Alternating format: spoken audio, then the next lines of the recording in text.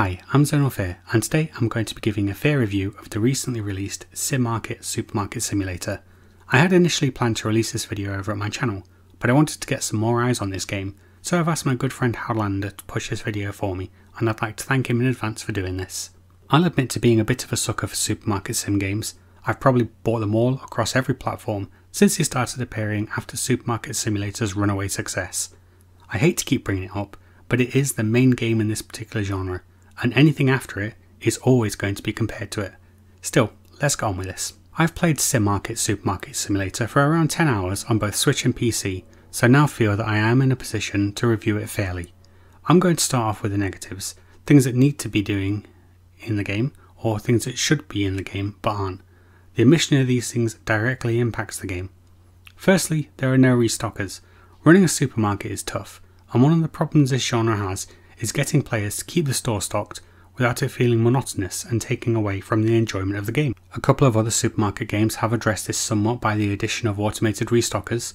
Sure, they're not perfect, but they take a massive time burden off players who can then go around doing their own stuff without moving boxes from A to B, becoming the only thing that you end up doing on these kind of games. siMarket has none, and as such, when your store starts to get larger and busier, you find yourself simply moving boxes from A to B. The addition of restockers would help massively here, and this is probably the most significant quality of life change that I'd like to see addressed sooner rather than later. Following on from restockers, and almost as important an issue, there is no storeroom for your products. This means that you have to have your half full boxes just lying around the shop, and you will struggle to build up even a little bit of inventory so you don't have to order all the time, especially when delivery on this game costs a flat shop dollars every time you order, no matter the quantity. This is another quality of life change that should also be implemented as soon as possible. So far, storage has been implemented in every single supermarket game I have played, with the exception of this one, and its omission really stands out. I also feel that the checkouts are way too oversized. Those who have played siMarket will likely know what I mean, but I also appreciate that this is a subjective opinion and not something that actually needs any attention, certainly not above other things. It's just one of those things that seems a little kind of out of place. I have a few smaller, less serious gripes. There always appears to be plenty of space available on full shelves, for instance. Additionally, money progression feels really slow. Some of the products have tiny profit margins, so it feels like you're actually going nowhere sometimes. Speaking of pricing, I'm also not particularly keen on the price changes. The fluctuation of these prices are wild, and on at least 2 occasions the price of a product has fluctuated downwards so significantly that there is almost no profit on any of the items that you are selling in game. Additionally, checkout staff pace is glacial, and it could certainly do with being sped up a little bit. I've looked around and I can't actually find anything about post-release support for siMarket other than a kind of non-committal reply based entirely on the success of the game. I understand this, no one works for free of course, but not knowing if a game you have just bought will see updates will likely put people right off, and this could use some clarification from the developer. I'd like to focus on the positives now. siMarket actually has a lot going for it, and I'd like to mention some of the stuff that I really liked. I'm going to say the most important thing first, because this is absolutely a huge selling point that I feel is being overlooked by almost everyone. siMarket has native inbuilt controller support for the PC. It doesn't sound like a big deal, right? As an avid handheld player, a lot of my PC playtime is actually on my Legion Go, and this game runs great on it. With native controller support, I can play this until the early hours in comfort on my sofa, in bed, wherever. The handheld PC market has really taken off in the last few years, and this is the only supermarket game that features full controller support right out of the box with no configuration required. It works great. If you're a couch gamer or handheld heavy gamer, this will be a massive plus point for you, and I cannot overstate this enough.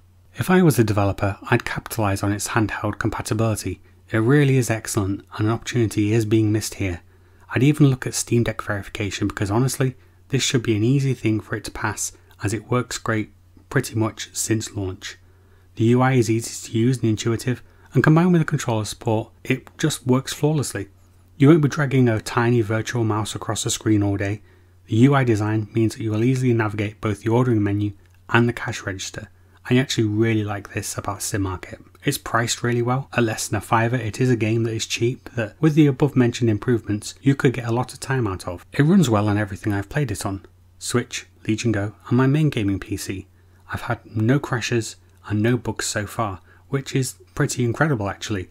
Overall, it's a very well designed game that I feel is merely missing a few features that at this point we've come to expect as standard from supermarket simulator style games. Its graphical presentation is solid and in line with other supermarket simulator games. There are two purposes to this review. I believe in constructive criticism, even when I don't like something. Sure, rage bait reviews are funny, but I want things to be better, and I'm sure the people who spend thousands of hours developing games would prefer something that offers them ways that they can improve their game. Firstly, I want to let you know what I think of siMarket. If you have a passing interest in supermarket games, I bet you've hovered over this, unsure if you should take the plunge. Secondly, I want to make the developer aware of this feedback. There's a start of a really decent supermarket sim here, but there are a number of things missing that I would feel would be a deciding factor for most players. We're a fickle bunch, and the omission of things we've come to expect will keep the game from reaching its full potential. Should you buy siMarket? This one is tough because I believe that there's a solid foundation to build on here. Its low price makes it an attractive option, but it's missing some major features that should be in this kind of game. It runs great and is easy to play, but without those features your playtime is likely to be limited. I will however say yes, with reservation. You'll need to accept that there might not be any updates coming out for this though, and if that is a deal breaker then siMarket actually will likely not be for you. If you can accept that, or you're a deck handheld player, I think you'll get enough out of this to justify buying. There's the start of a great game here, but it needs a little work, and I invite the developer to reach out to me through email or my Twitter for feedback. Thank you guys very much for watching, and until next time, take care, bye bye.